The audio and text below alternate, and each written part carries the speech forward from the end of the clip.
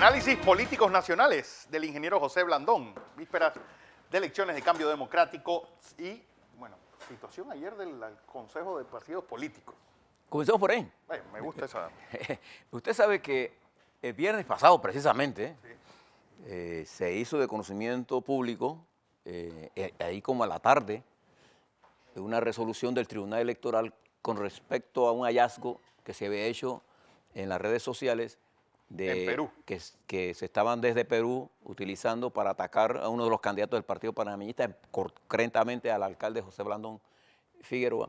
Y el tribunal emitió una resolución cuya facta resolutiva no acusa absolutamente a nadie de nada, sino que señala que después que la unidad de análisis digital hizo su investigación, se encontró efectivamente que se estaba generando una cuenta desde Perú con el propósito político, que era una cuenta política, que era una cuenta que estaba con el afán de atacar a una persona en Panamá en la campaña, que había expresado, todavía no era candidato, pero había expresado su interés de hacer su planteamiento como candidato.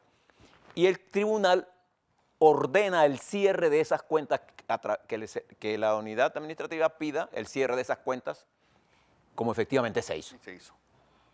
Inmediatamente eso se hace público a través de Canal 13. Surge una polémica.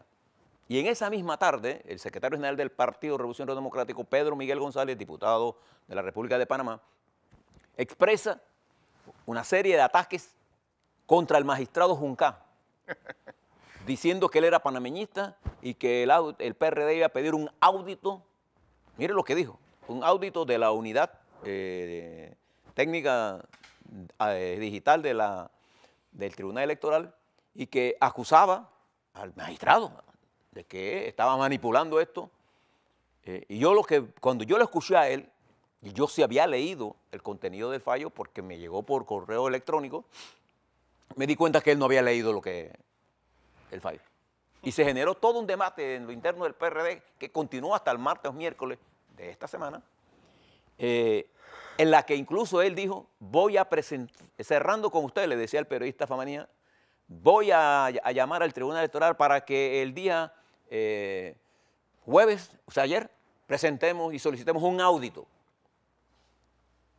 Bien, todo eso pasó.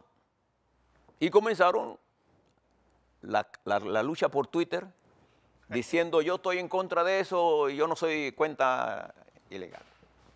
Y el propio candidato, Cortizo, cuando sale de la reunión con el CEN del PRD, dice que ellos van a pedir un audito. Bien, ayer se dio la reunión. ¿Y qué supimos de la reunión? Bien, le voy a dar los datos que tengo. Primero, Pedro Miguel González no fue. No fue. Asistió, creo, el distinguido miembro del Partido Revolucionario Democrático, Darisnel Espino. Que no es miembro ni del CEN. No, pero es un hombre histórico en el manejo de estas cosas, ¿no? Y la repito. ¿Qué es la unidad de medios digitales? Tiene 21 funcionarios. 12 no están inscritos en ningún partido. 12, ¿sabes? Los otros 9, 6 fueron PRD, uno lo nombró Solís, otro es Molirena y uno fue panameñista. Entonces, ¿qué dice la resolución? Yo se la mostré, la tengo aquí, pero no voy a ahondar más en esto. ¿Qué pasó ayer? Nada. ¿Por qué? Primero, el Tribunal Electoral no son los partidos políticos ni los diputados los que pueden pedir audito al Tribunal Electoral. Eso es una ñamería. Sí. Eso no es su función. Es autónomo. El Tribunal Electoral tiene una autonomía y si usted quiere puede pedir una explicación que se las dieron. Y el magistrado Junca ha expresado con claridad. Y creo que la actuación, como se lo señalaba a usted desde el principio, del Tribunal Electoral con respecto a esto, fue una actuación correcta. Porque lo que hizo fue decir, primero, que desde un call center extranjero se estaban tirando campañas para influir sucias, para influir en la campaña. Eso es inadmisible. Lo que debió salir al PRD es que coincidía con la posición del Tribunal Electoral. Claro. al estar buscando explicaciones y no entrar a decir que eso era reprochable, entonces lo que estaban era creando suspicacias sobre si realmente tenían o no que ver con eso. El tribunal no ha dicho absolutamente nada de quién es el responsable de esto. Y lo único que pidió el candidato Blandón era que se distanciaran de esto. ¿Por qué? La campaña sucia es un elemento distorsionador. ¿Y cuándo se usa en los Twitter, los bots? Porque no son personas.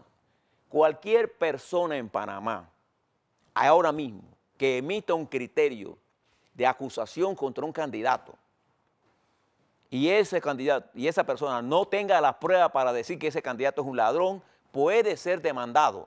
Y de acuerdo a nuestra ley electoral, eso es un delito electoral. Así que lo que se trata en todo caso es que volvamos a la campaña de principio y de discusión. Eso era todo lo que había ahí. Ayer quedó demostrado claramente que esos aspavientos,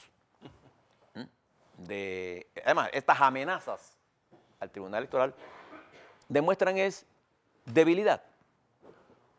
Averiguaciones que he hecho sobre esas cuentas extranjeras, esas cuentas las manejaban asesores que están aquí en Panamá, contra candidatos a favor de PPK. ¿Te acuerdas que el presidente que fue derrocado? Destituido de su cargo. No, él renunció. Bueno. Pero iba en ese camino. Contra otros candidatos, Keiko Fujimori.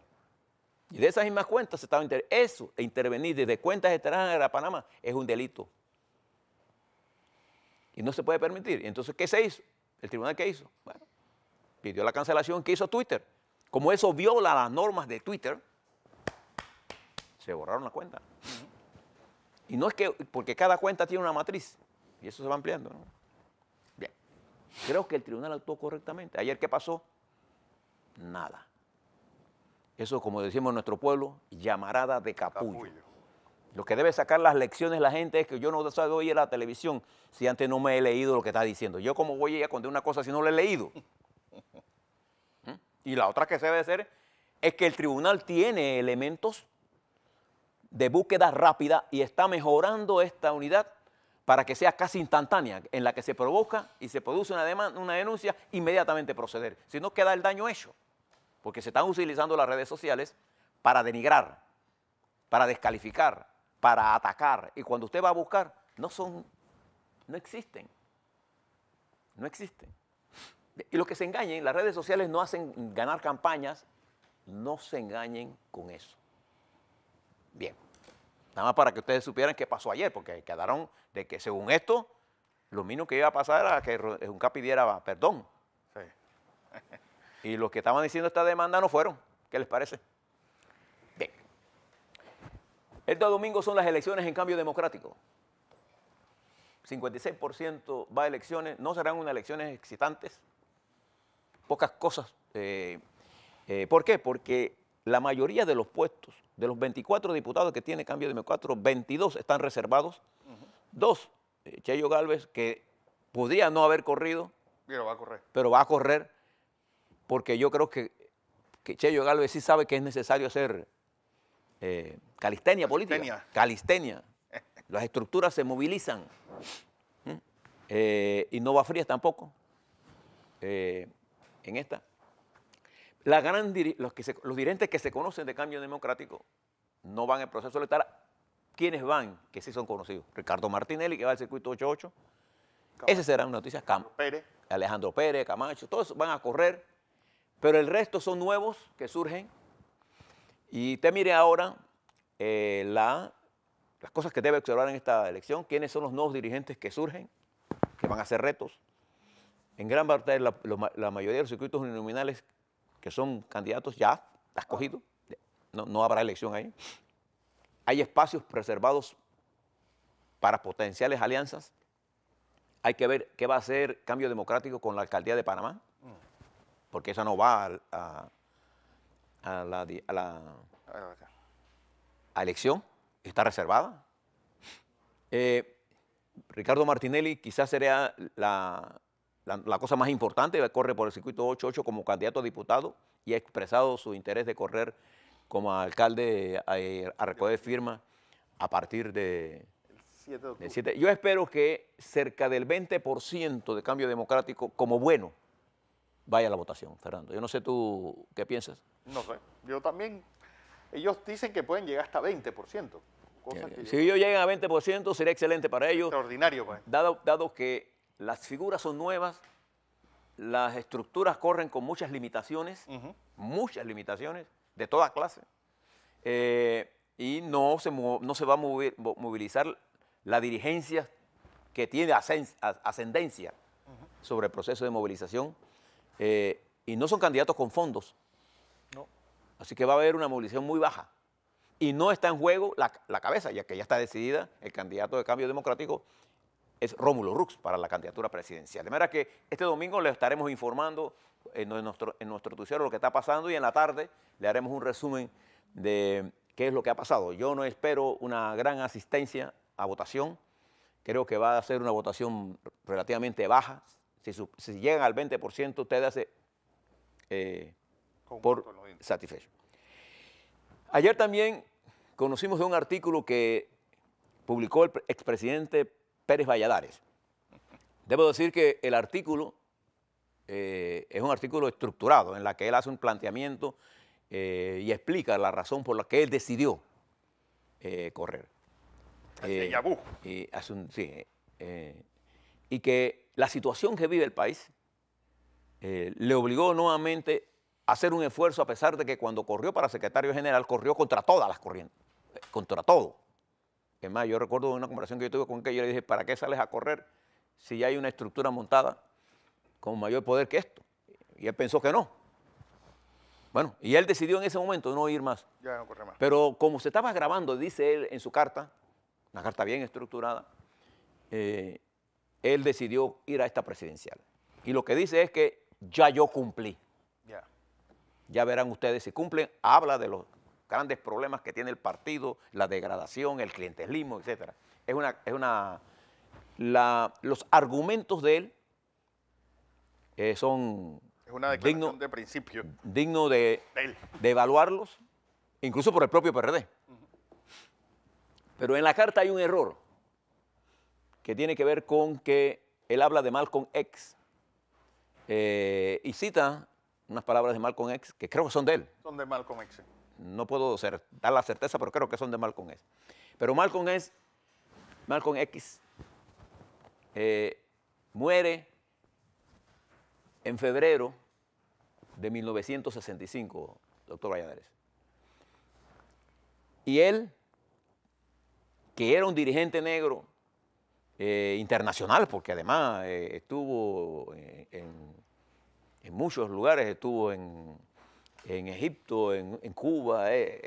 Además, cuando Fidel Castro vino a Nueva York en el año 60, y él estaba en Harlem, quien lo recibe allí es Malcolm X.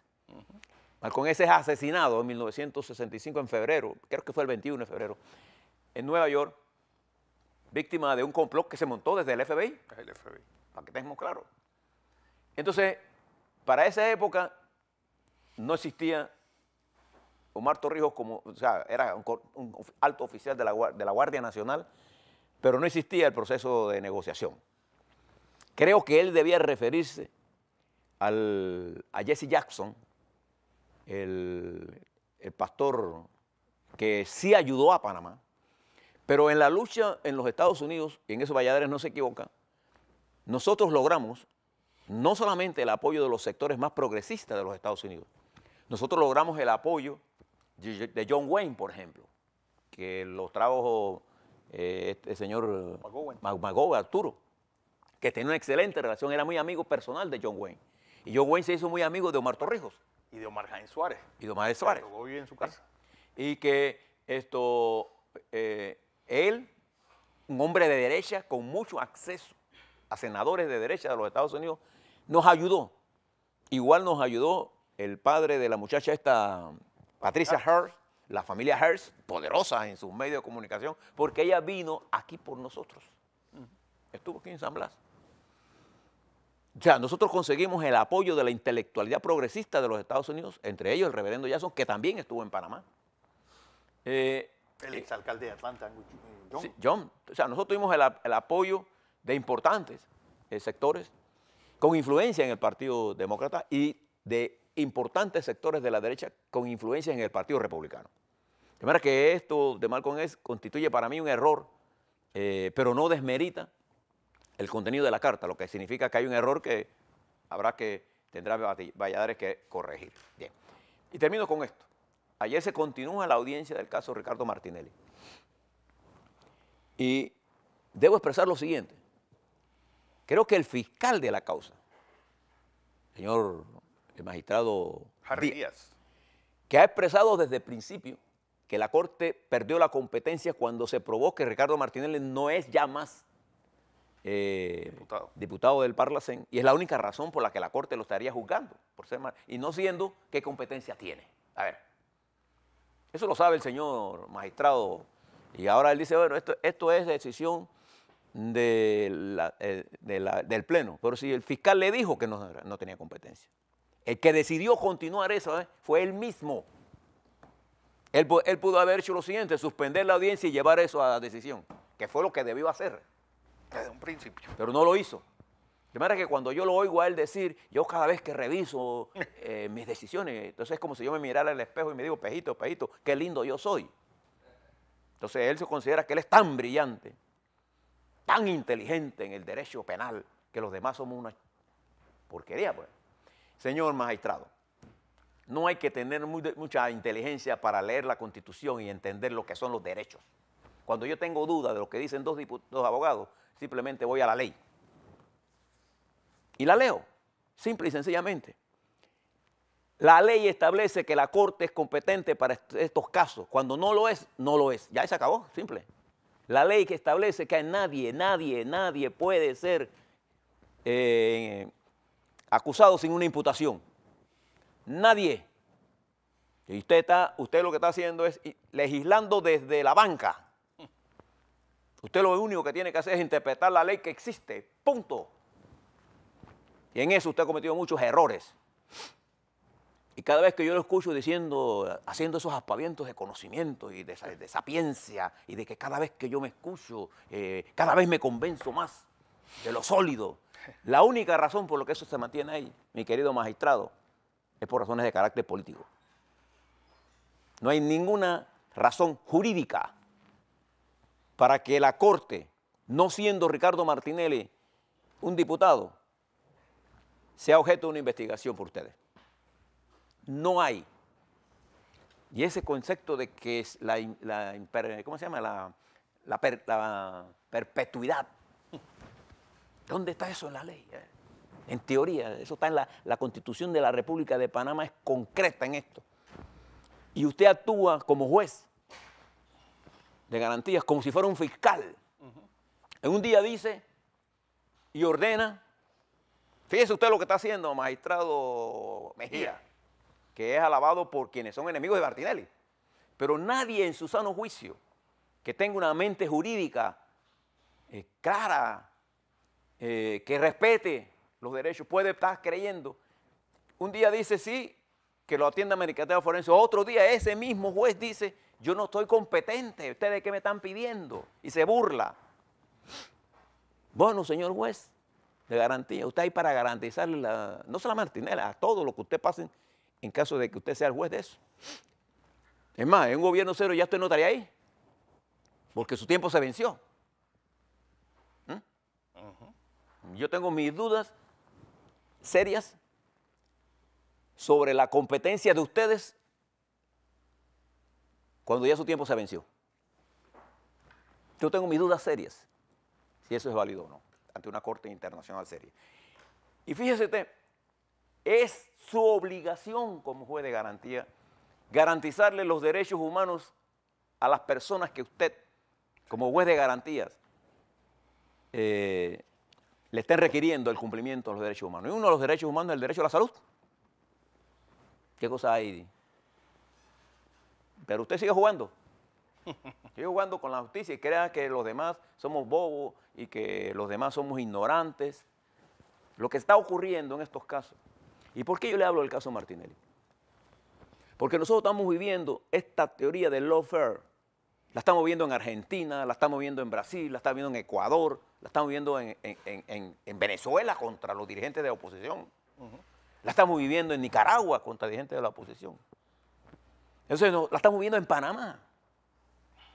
La utilización de la justicia como instrumento político. Y nosotros tenemos que proteger a todos los ciudadanos.